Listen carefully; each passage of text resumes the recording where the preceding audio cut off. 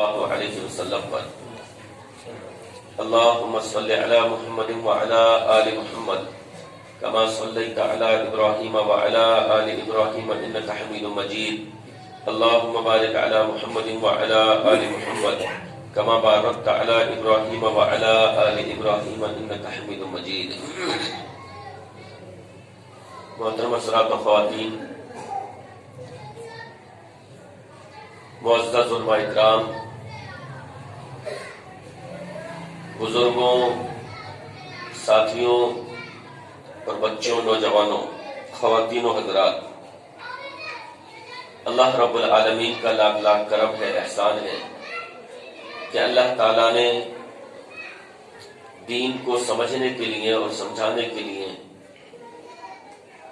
یہ چھوٹی سی مجلس سجانے کی اللہ نے ہم سب کو توفیق بخشی۔ لاک ڈاؤن کے حالات میں جس طریقے سے دوسرے کام رکے ہوئے تھے، اسی طریقے سے آپ نے دیکھا کہ دعوت و تبلیغ کا سلسلہ بھی تھم سا گیا تھا۔ اب لاک ڈاؤن کے بعد الحمدللہ یہ آغاز ہوا ہے اور جگہ جگہ وہی مجلسیں سجائی جا رہی ہیں، لگائی جا رہی ہیں تاکہ لوگوں کو فائدہ ہو سکے، ایک دوسرے کو فائدہ ہو سکے۔ میرے بھائیوں، آج میں جس چیز سے متعلق گفتگو کروں گا وہ ہے دین سے دوری کی وجوہات کیا ہے، یعنی ہم لوگ دین سے دور کیوں ہیں اور وہ کون سی چیزیں ہیں، وہ کون سے اسباب ہیں کہ جن کی وجہ سے ایک مسلمان دین سے دور ہو جاتا ہے۔ تاکہ ان چیزوں کو ہم سنیں تو اپنی اصلاح کریں اور اپنے آپ اپنے میں سے وہ خامیاں دور کرنے کی کوشش کریں۔ تذکیر ہو، نصیحت ہو، ممکن ہے یہ باتیں دلوں پر اثر کریں اور اس طریقے سے انسان اپنے آپ کو بدل لے، تبدیل کر لے۔ میرے بھائیوں، انسان کے دین سے دور ہونے کی پہلی وجہ یہ ہے کہ انسان شیطان کے جال میں پھنسا ہوا ہے۔ شیطان انسان کے پیچھے پڑا ہوا ہے اور شیطان انسان کو بہکا رہا ہے۔ زندگی کے ہر قدم پر، ہر موڑ پر شیطان کی یہ چاہت ہے اور شیطان کی یہ کوشش ہے کہ میں انسان کو سیدھی راہ سے بھٹکا دوں، دین سے دور کر دوں، اسے اس کے رب کا نافرمان بنا دوں۔ اور شیطان یہ کیوں نہ کرے؟ شیطان کی حضرت آدم سے اور اولاد آدم سے دشمنی ہے پرانی۔ اس نے یہ پکا ارادہ اور عہد کر رکھا ہے کہ اللہ جس انسان کی وجہ سے میں ملعون قرار پایا، جس کی وجہ سے میں رسوا ہوا، اے اللہ میں اس انسان کو ضرور بہکاؤں گا۔ اللہ تعالیٰ نے اس کے اس خطرے سے آگاہ کیا۔ قرآن مجید میں اللہ تعالیٰ نے بار بار بتایا کہ شیطان تمہیں بہکائے گا، شیطان تمہارا کھلا ہوا دشمن ہے۔ شیطان نے جو ارادہ کیا، جس بات کا اظہار کیا، اللہ نے اس کا بھی قرآن مجید میں ذکر کیا۔ اللہ نے فرمایا کہ شیطان نے کہا ثم لآتینہم من بین ایدیہم ومن خلفہم وعن ایمانہم وعن شمائلہم ولا تجد اکثرہم شاکرین، یعنی پھر میں اے اللہ ان کے پاس آؤں گا، یعنی انسانوں کے پاس آؤں گا، کبھی ان کے سامنے سے، کبھی ان کے پیچھے سے، کبھی ان کے دائیں سے، کبھی ان کے بائیں سے۔ کیا مطلب؟ یعنی اے اللہ میں ان پر حملہ کروں گا، میں ان کو بہکانے کی کوشش کروں گا، کبھی سامنے سے ان پر حملہ کروں گا، کبھی پیٹھ پیچھے سے ان پر حملہ کروں گا، کبھی دائیں سے ان پر حملہ کروں گا، کبھی بائیں سے ان پر حملہ کروں گا، یعنی کوئی موقع ایسا ہاتھ سے نہیں جانے دوں گا کہ میں انسان کو بہکا سکتا ہوں اور نہ بہکاؤں، لہذا شیطان پیچھے لگا ہوا ہے۔ اور اللہ تعالی نے شیطان کے تعلق سے بتایا کہ وہ تمہارا دشمن ہے، اِنَّهُ لَكُمْ عَدُوٌّ مُبِينٌ، شیطان تمہارا دشمن ہے۔ اب اگر دشمن کو ہم دشمن سمجھیں، اسی میں بھلائی ہے۔ اللہ نے فرمایا فَاتَّخِذُوهُ عَدُوًّا، شیطان تمہارا دشمن ہے، لہذا تم بھی اسے دشمن بنا کر رکھو، تم بھی اسے دشمن سمجھو، کیونکہ دشمن کو اگر دوست سمجھا جائے گا تو نقصان اٹھاؤ گے۔ دشمن کے ضرر سے اگر بچنا چاہتے ہو، دشمن کے نقصان سے اگر بچنا چاہتے ہو، تو دشمن کو دشمن سمجھو کہ یہ دشمن ہے، تب تو اس کے نقصان سے بچ سکتے ہو۔ اور اگر دشمن کو دوست سمجھنے کی بھول کی تو پھر بھاری نقصان اٹھانا پڑے گا۔ شیطان انسان کا دشمن ہے، تو اللہ نے فرمایا کہ تم بھی اس کو دشمن ہی سمجھو، اس کو دشمن ہی بنا کر رہو۔ لہذا انسان ہر قدم پر، ہر موڑ پر چوکنا رہے، ہوشیار رہے کہ کہیں میں شیطان کے جال میں تو نہیں آ رہا، میں کیا بول رہا ہوں، میں کیا کر رہا ہوں، میرا قدم یہ جو اٹھ رہا ہے کہیں ایسا تو نہیں کہ شیطان کے بہکاوے میں اٹھ رہا ہے، میں جو بول رہا ہوں کہیں ایسا تو نہیں کہ شیطان کے بہکاوے میں بول رہا ہوں، میں جو باتیں لگا رہا ہوں کہیں ایسا تو نہیں کہ شیطان کا غلبہ مجھ پر آ گیا ہے، شیطان مجھ کو بہکا رہا ہے، شیطان اپنا جال مجھ پر بچھا چکا ہے، اور کہیں ایسا تو نہیں کہ میں شیطان کے فریب میں آ چکا، شیطان کے جال میں پھنس چکا ہوں۔ انسان کو چوکنا رہنے کی ضرورت ہے، ہوشیار رہنے کی ضرورت ہے کہ میں شیطان کے چنگل میں پھنس نہ جاؤں۔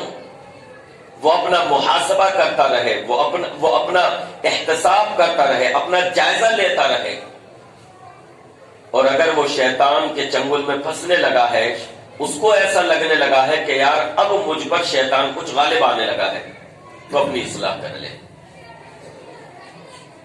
اس لیے اللہ نے فرمایا کہ اس کو تو جب دشمن سمجھو گے تو پھر اس سے بچنے کی تدبیریں بھی کرتے رہو گے، اس سے ہوشیار رہنے کی تدبیریں کرتے رہو گے، سوچ و وچار کرتے رہو گے، اور اس سے بچ سکو گے۔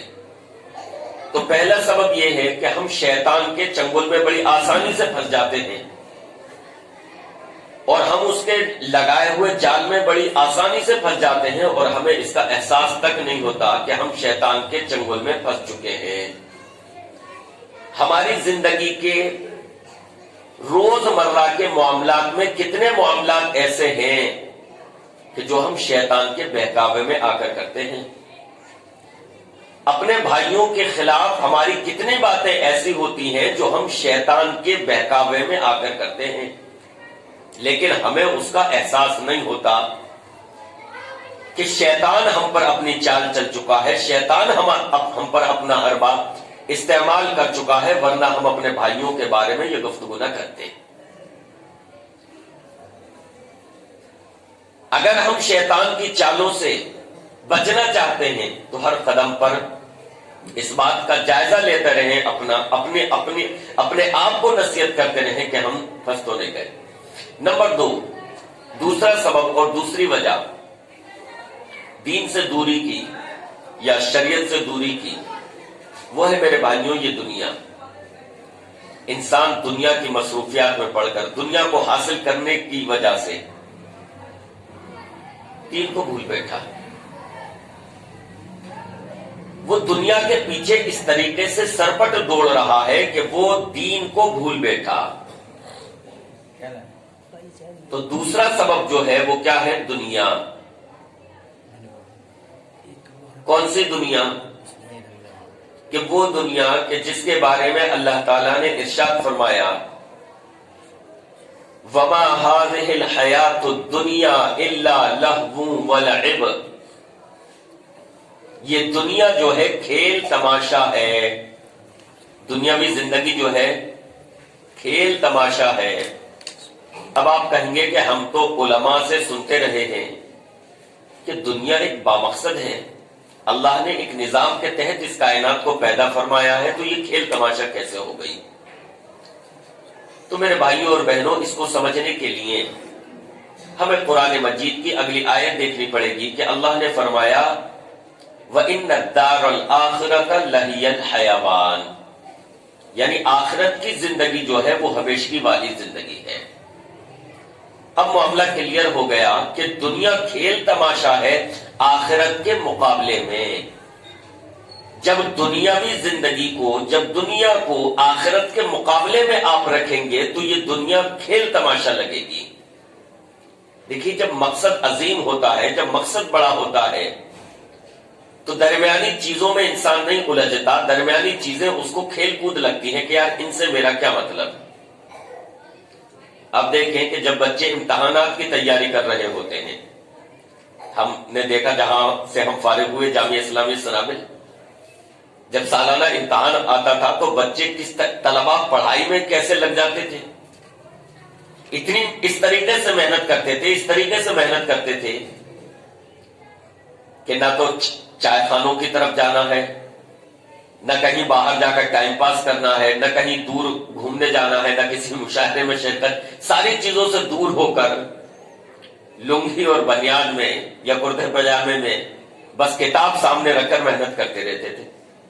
کیوں؟ اس وجہ سے کہ ہمارے سامنے جو اس وقت مقصد ہوتا تھا وہ ہمارے نزدیک انتہائی اہم ہوتا تھا کہ ہمیں پاس ہونا ہے، اچھے نمبرات لانے ہیں، اچھے نمبرات حاصل کرنے ہیں۔ لہذا وہ جو درمیانی چیزیں تھیں کہ ادھر ادھر وقت ضائع کرنا، وہ ہمیں کھیل کود لگتا تھا کہ یار اس وقت ہمیں اس سے کیا مطلب۔ دیکھیں، بڑے امتحانات کی تیاری جو لوگ کرتے ہیں، جو طلباء کرتے ہیں، سول سروسز کی امتحانی، اس کے لیے آپ کو بتاؤں اتنی محنت کرتے ہیں، آپ یونیورسٹی کے ان طلباء کو دیکھیں گے اتنی محنت کرتے ہیں پڑھائی میں کہ دیکھنے والے دیکھ کر کہتے ہیں کہ یار یہ تو پڑھائی میں پاگل ہو گیا ہے۔ نہ انہیں کسی کی شادی بیاہ میں شرکت سے مطلب ہے، نہ دوستوں کے ساتھ گپ شپ سے مطلب ہے، نہ ادھر ادھر وقت ضائع کرنے سے مطلب ہے۔ کیوں؟ اس وجہ سے کہ ان کی نگاہوں میں ان کا مقصد جو ہوتا ہے وہ بڑا ہوتا ہے۔ تو یہ جو درمیان کی چیزیں ہیں کہ دوستوں کے ساتھ گھومنا، گپ شپ کرنا، چائے خانوں میں وقت ضائع کرنا، انہیں لگتا ہے کہ یار یہ تو کھیل تماشا ہے، اس سے ہمارا کیا مطلب، ہمیں تو وہاں پہنچنا ہے، ہمیں یہ امتحان پاس کرنا ہے۔ حضرات محترم، ایک مسلمان اگر آخرت کو اپنی منزل سمجھ لے، ایک مسلمان اگر آخرت کو سامنے رکھے اور آخرت کو سامنے رکھ کر اگر وہ غور و فکر کرے تو یہ دنیا اس کو کھیل تماشا لگے گی۔ وہ آخرت کی ہمیشگی والی زندگی کو دیکھے، دنیا کی عارضی زندگی کو دیکھے، وہ آخرت کی ہمیشگی والی زندگی کو دیکھے، وہاں کی نعمتوں کو ذہن میں رکھے، وہاں کی کامیابی و کامرانی اور ناکامی کے پیمانے کو دیکھے، وسیع و عریض جنت کے بارے میں غور و فکر کرے، جہنم کے عذاب کے بارے میں سوچے، وہاں اللہ رب العالمین کس طریقے سے حساب و کتاب لے گا اور وہ فیصلے ہمیشہ کے لیے ہوں گے، وہ چند ہفتوں کے لیے نہیں، چند مہینوں کے لیے نہیں، چند سالوں کے لیے نہیں، بلکہ ہمیشہ ہمیشہ کے لیے وہ فیصلے ہو رہے ہوں گے۔ جنت میں جائے گا انسان تو ہمیشہ کے لیے جائے گا، جہنم سے تو نکالا بھی جائے گا لیکن جنت سے انسان کو کبھی نہیں نکالا جائے گا۔ تو انسان اگر اپنا ٹارگٹ اس جنت کو بنا لے، اگر اپنا مقصد اس جنت کو بنا لے اور اس کے مقابلے میں اس دنیا کو رکھے تو یہ دنیا اس کو کھیل تماشا لگے گی۔ اس وجہ سے اللہ نے فرمایا وَمَا هَذِهِ الْحَيَاةُ الدُّنْيَا إِلَّا لَهْوٌ وَلَعِبٌ، یہ دنیاوی زندگی جو ہے یہ کھیل تماشا ہے۔ اس دنیا کے پیچھے پڑ کر انسان اپنی آخرت برباد کر دے، اپنی آخرت کو بھول جائے، وہ دنیا کہ جس کی حقارت کو پیارے نبی علیہ الصلوۃ والسلام نے اس انداز میں بیان فرمایا کہ ایک مرتبہ اللہ کے نبی علیہ الصلوۃ والسلام اپنے صحابہ اکرام کے ساتھ چلے جا رہے تھے۔ آپ علیہ الصلوۃ والسلام چلے جا رہے تھے، ایک جگہ اللہ کے نبی علیہ الصلوۃ والسلام نے دیکھا ایک بکری کا مرا ہوا بچہ پڑا ہے، اس کا کان بھی کٹا ہوا ہے۔ آپ علیہ الصلوۃ والسلام کی عادت مبارکہ تھی دنیاوی مثالیں دے دے کر نبی علیہ الصلوۃ والسلام کبھی کبھی دین سمجھایا کرتے تھے. دین سمجھانے کے لیے کبھی کبھی دنیاوی مثالیں پیش کیا کرتے تھے. نبی علیہ الرحمہ کے قدم مبارک رک گئے اور آپ علیہ الصلوۃ والسلام اپنے صحابہ کرام کی طرف متوجہ ہوئے اور متوجہ ہو کر کہا میرے صحابہ یہ بتاؤ کیا تم میں سے کوئی شخص بکری کے اس بچے کو اس مرے ہوئے بچے کو خریدنا چاہتا ہے؟ صحابہ کرام نے عرض کیا اے اللہ کے رسول صلی اللہ علیہ وسلم اگر یہ بکری کا بچہ زندہ ہوتا تب بھی عیبدار تھا، اس کا کان کٹا ہوا ہے. ہم جانور خریدنے کے لیے جاتے ہیں تو عیب سے پاک جانور دیکھتے ہیں، وہ لنگڑاتا نہ ہو، اس کا کان کٹا ہوا نہ ہو، وہ اندھا نہ ہو. اے اللہ کے رسول اگر یہ زندہ ہوتا تب بھی عیبدار تھا، اس کا کان کٹا ہوا ہے. اے اللہ کے رسول اب تو یہ مرا ہوا ہے، بھلا ہم میں سے کوئی شخص اس کو کیوں خریدنا چاہے گا؟ آپ علیہ الصلوۃ والسلام نے فرمایا تمہارے نزدیک جتنا بے حیثیت بکری کا مرا ہوا یہ بچہ ہے، اللہ کے نزدیک اس سے زیادہ بے حیثیت یہ دنیا ہے. وہ دنیا، اس دنیا کے پیچھے پڑ کر انسان اپنے دین سے دور ہو جائے، اپنے دین کو چھوڑ بیٹھے، میرے بھائیوں یہ تو گھاٹے کا سودا ہوگا. میرا مقصد ہرگز یہ نہیں ہے کہنے کا کہ آپ دنیا سے الگ ہو جائیں، دنیا سے اپنے آپ کو کاٹ لیں، کاروبار سے الگ ہو جائے اور صوفی بن کر کہیں پہاڑوں پر چلے جائیں، وہاں زندگی گزارے. نہیں، اسلام مال کمانے کو منع نہیں کرتا، اسلام کاروبار کرنے کو منع نہیں کرتا، مالی پوزیشن اپنی مضبوط کرنے کو منع نہیں کرتا. اگر آپ کے پاس مال نہیں ہوگا تو مجھے بتائیے ہمارے اس ملک میں بے شمار مسجدیں ہیں، کیسے بنی ہیں؟ کہ یہاں کی گورنمنٹ نے مدد کی ہے؟ نہیں، مسلمانوں کے اپنے مال سے بنی ہے، اپنے پیسے سے بنی ہے. اگر مال نہیں ہوگا تو مسجدوں کی تعمیر کیسے ہوگی؟ اگر مال نہیں ہوگا تو مدرسے کیسے چلیں گے؟ اگر مال نہیں ہوگا غریبوں کی مدد کیسے کی جائے گی؟ اگر مال نہیں ہوگا آپ صدقہ و خیرات کیسے کریں گے؟ اگر مال نہیں ہوگا یتیموں کا خیال کیسے رکھا جائے گا؟ اگر مال نہیں ہوگا بیواؤں کی خبرگیری کیسے کی جائے گی؟ اور اگر مال نہیں ہوگا تو ہم پر اور آپ پر اپنے بچوں کی ذمہ داریاں ہیں، اپنے گھر والوں کی ذمہ داریاں ہیں، والدین کی ذمہ داریاں ہیں، اپنی ذمہ داری ہے. اگر مال نہیں ہوگا اپنے بچوں کے حقوق آپ کیسے ادا کریں گے؟ مال حاصل کرنا منع نہیں ہے، مال کمانا منع نہیں ہے. منع یہ ہے، قابل مذمت چیز یہ ہے کہ انسان مال کے پیچھے اس انداز میں پڑے کہ دین کو پوری طریقے سے بھول جائے، اللہ کو پورے طریقے سے بھول جائے، نمازوں سے غافل ہو جائے، نمازوں سے دور ہو جائے اور ہر وقت بس مال کمانے کے لیے مال مال مال مال کے پیچھے پڑا رہے. اس طریقے سے اگر وہ مال کو حاصل کرتا ہے تو یہ مال اس کے لیے وبال جان ہے، مال کمانا اس کے لیے قابل مذمت ہے. ورنہ اگر وہ مال بھی کماتا ہے، مال بھی حاصل کرتا ہے اور ساتھ میں اپنے دین کو بھی لے کر چلتا ہے تو پھر یہ چیز اس کے لیے عیب کی بات نہیں ہے، یہ چیز اس کے لیے قابل مذمت نہیں ہے، یہ چیز اس کے لیے غلط نہیں ہے. دین اور دنیا دونوں چیزیں لے کر تو مال کمانا غلط نہیں ہے. غلط کیا ہے کہ مال آپ اس طریقے سے کمائیں کہ دین کو بھول جائیں، نمازوں کو بھول جائیں، اذان ہوتی رہے مسجدوں میں نہ جائیں، دکان پر بیٹھے رہیں، حلال و حرام کی تمیز بھول جائیں، بس کسی بھی طریقے سے مال آ جائے، نمازوں کو چھوڑ کر مال آئے، دین کو چھوڑ کر مال آئے، حلال اور حرام کی تمیز کیے ہوئے بغیر مال آئے، بس مال آنا چاہیے. اس انداز میں اگر مال کماتے ہیں تو یہ آپ کے دین کے لیے نقصان دہ ہوتا ہے. دیکھیے ایسی مثال ہے اس کی، پتہ ہے دنیا کی یعنی مال کی اور انسان کی کیسی مثال ہے؟ دنیا اور مال جو ہے یہ انسان کی ضرورت ہے، لیکن کس طریقے سے کہ جیسے کشتی کے لیے پانی اس کی ضرورت ہوتی ہے. بھائی بغیر پانی کے کشتی چل پائے گی؟ نہیں چلے گی، بیکار ہے. تو پانی، کشتی کے لیے پانی ضروری ہے، جب پانی ہوگا تو اس پر کشتی چلے گی، لیکن وہ پانی اس کے باہر رہنا چاہیے.